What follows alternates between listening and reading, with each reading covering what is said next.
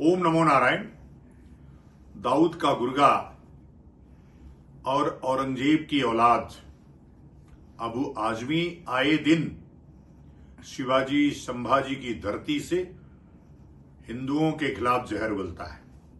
इस बार फिर से उसने कहा है कि औरंगजेब महान शासक था। जिस औरंगजेब के कारण हमारे शिवाजी, हमारे संभाजी का प्राणांत हुआ, हमारे जो सिख समाज के गुरु थे उनका प्राणांत हुआ, उनकी उसने हत्या की। ऐसे क्रूर शासक का नाम इस पवित्र भारत भूमि पे लेना भी अपराध है। और लेना ही नहीं, उसके जितने भी सहयोगी थे, अभी ओवैसी का वो जो चेला है वो भी कुछ बोल रहा था। अभी लगातार जितने भी मुस्लिम आजकल विधायक, जनप्रतिनिधि हैं, वो उसके समर्थन में बोल रहे हैं। लेकिन उनको सोचना चाहिए, हिंदू सदी है। आने वाले समय में औरंगजेब और मोहम्मद दोनों का नामो निशान इस भारत भूमि से मिट जाने वाला है। आने वाले 2035 से पहले भारत हिंदू राष्ट्र बन जाने वाला है। मैं फिर से कहता हूं, भारत की जनता, और सोचो, जब तुम्हारा एक क्रूर शासक औरंगजेब, अकबर, बाबर, मोहम्मद गोरी, गजनी, ये सब से लड़ करके आज जो हिंदू बचा है, तुम्हारे पूर्वज तो कायर हिंदू थे, जो आज औरंगजेब के आगे घुटने टेक करके मुसलमान बन गए।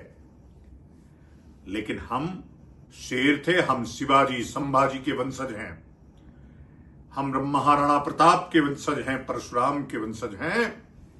हम कभी हार मानने वाले नहीं हैं। लेकिन अनर्गल प्रलाप हम नहीं करते।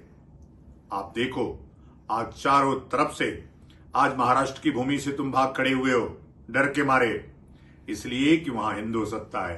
कहां भागोगे? जहां जाओगे वहां हिंदू सत्ता पाओगे।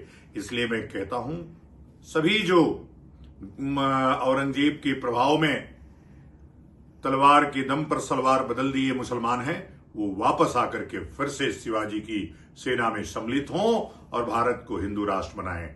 ओम नमो नारायण। जय जय हिंदू राष्ट्र। ओम नमो नारायण।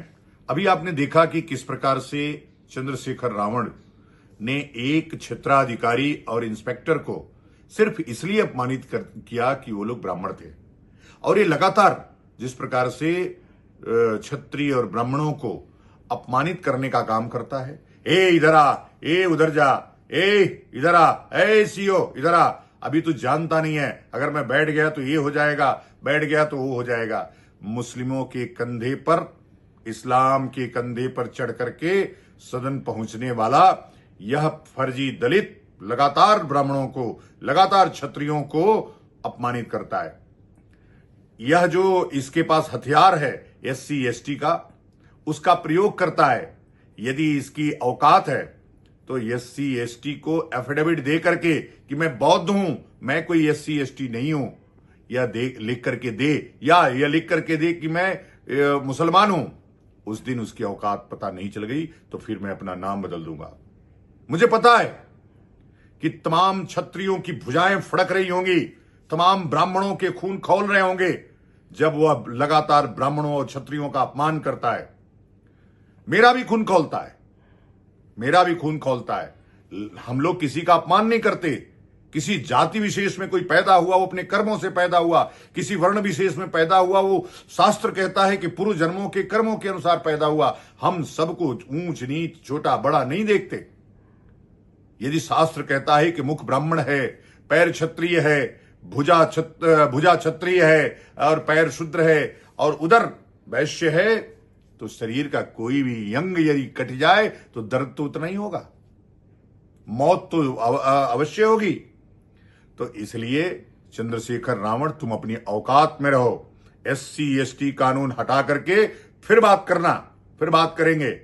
तुम्हारे साथ पूरी पुलिसिया व्यवस्था है, पूरा प्रशासनिक अमला है, इसलिए कि दलितों की वोट की लालच में जिस प्रकार से तुम्हारा महिमा मंडल और तुम्हारे अपराध को राज्य क्षमा कर रहे हैं, वह अब हम लोगों के क्षमा करने की योग्य नहीं है। दलितों के वोट के नाम पर कब तक तुम्हारा हम लोग अत्याचार सहेंगे? कब तक तुम्हारी गालियां सहेंगे? कब तक तुम्हारा शोषण बर्दाश्त करेंगे? इसलिए मैं फिर से कह रहा हूं, चंद्रशेखर रावण, मैदान में आइए। हमारे ब्राह्मण और क्षत्रिय अधिकारियों को अपमानित करना बंद करिए, और नहीं बंद करेंगे तो फिर इसका जो हश्र होगा, कोई सन की सनक गया तो फिर जो परिणाम होगा, अभी तो बच गए, आगे पता नहीं बचेंगे कि नहीं बचेंगे। ओम नमो नारायण। जय जय हिंदू राष्ट्र। देश भर में जो अंबेडकरवादी बौद्ध हैं, उन लोगों ने महाबोधि को लेकर के एक पंगा किया हुआ है। मुझे बताना है कि जब गया की तरफ सिद्धार्थ गौतम गए, उस समय भी वो विष्णुपद मंदिर था। उस समय भी वहां पे सारी ब्रह्मयोनी पहाड़ी थी, बराबर पहाड़ी थी, 3 तरफ से पहाड़ियों से और एक तरफ से फाल्गु नदी से घिरा हुआ वो स्थान था। ऐसा नहीं कि कोई सिद्धार्थ गौतम जाके बना है। अंबेडकरवादी बौद्धों, तुम कुछ भी बोलने से पहले इतिहास पढ़ो, इतिहास को जानो। जिस कर्मकांड के खिलाफ बुद्ध का अभियान चला, वो उनसे पहले उपस्थित नहीं होता तो किसके खिलाफ अभियान चला रहे थे बौद्ध? जिस पीपल के वृक्ष के नीचे बैठ करके उनको ज्ञान प्राप्त हुआ, कैवल्य प्राप्त, निर्वाण प्राप्त हुआ, वह जो पहले जो पीपल था, उसको कृष्ण ने कहा, वृक्षों में मैं पीपल हूं। पीपल हमारे यहां आज भी पूजनीय है। तुम्हारे पास केवल उस जो महाबोधि वृक्ष है, उसके अलावा किसी पीपल की पूजा नहीं करते। लेकिन हिंदू समाज जहां भी पीपल दिखता है, उसको वासुदेव कृष्ण समझ करके प्रणाम करता है। तो इसलिए कहीं से निकालने से पहले उसका इतिहास सुनो। सिद्धनाथ का मंदिर तब भी था जब बुद्ध के बाप के बाप के बाप भी पैदा नहीं हुए थे। तो इसलिए इस्लामिक टुकड़े पर पलने वाले अंबेडकरवादी बौद्ध, तुम लोग हिंदू समाज को टारगेट करना बंद करो, हिंदुओं को टारगेट करना बंद करो। ब्राह्मणों को मंदिर से निकालने की बात सोचने वाले लोग, हम लोग पुष्यमित्र शुंग की पीढ़ियां हैं, हमारा पूर्वज है पुष्यमित्र शुंग। फिर तुम जड़ भी नहीं दिखोगे भारत में, मैं बता देना चाहता हूं। आराम से जियो और जीने दो। जो अशोक ने कहा, अशोक ने उस विष्णुपद मंदिर का पुनर्निर्माण करवाया। तुम लोगों ने फर्जी तरीके से कहा कि अशोक बुद्ध था। अशोक कभी भी बौद्ध धर्म को स्वीकार नहीं किया, और यह ऐतिहासिक और प्रमाणिक साक्ष्य है। मैं फिर से कहता हूं, अंबेडकरवादी बौद्धों, हमारे जो गौतम बुद्ध थे, उनको टारगेट करना बंद करो, और उनके कंधे पे चढ़ करके हिंदू समाज को टारगेट करना बंद करो। हिंदू समाज को नस्त नाबूद करने के लिए हूण आए, चंगेज आए, गोरी आए, गजनी आए, अंग्रेज आए, मुगल आए, सारे आए, सब मिट गए, लेकिन हिंदू समाज वैसे ही है। तो तुम अंबेडकरवादी बौद्ध हिंदू धर्म का बाल बांका भी नहीं कर सकते।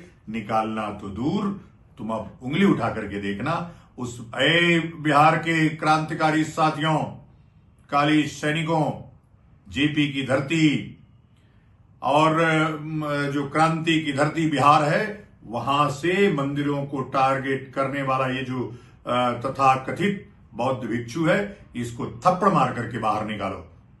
और अगर तुम थप्पड़ मारे तो हम तुमको इनाम देंगे।